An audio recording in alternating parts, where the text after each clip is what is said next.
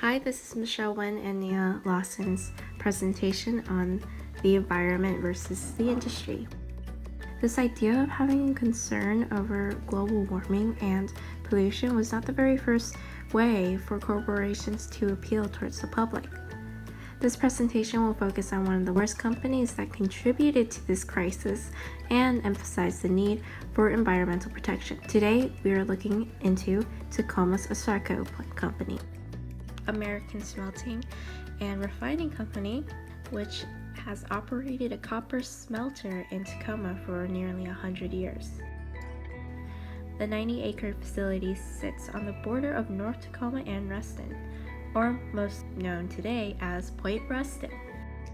Asarco smelter site was listed as one of the most polluted sites according to the EPA, and it was a primary contaminant being arsenic and lead. Air emissions and other smelter contaminants such as arsenic and lead have polluted the property and surrounding neighborhoods, called the Tacoma smelter plume.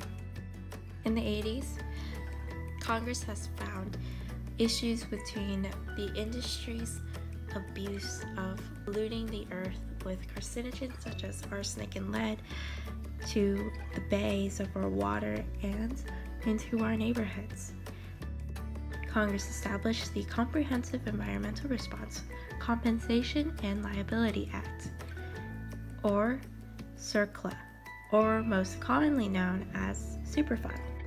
It allowed the EPA to clean up contaminated sites. It also forces the parties responsible for the contamination to either perform cleanups or reimburse the government for EPA-led cleanup work.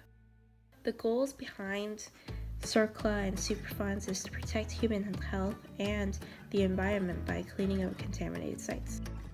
So after the demolition of the Asarco, a $1 billion condominium project called Point Ruston was started in May 2008.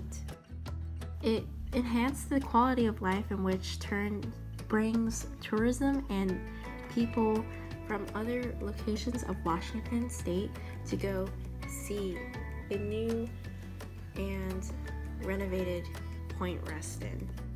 Both local businesses and restaurants boomed, improving employment. Point Ruston became an underfoot of what state law defines as to what is hazardous to the public.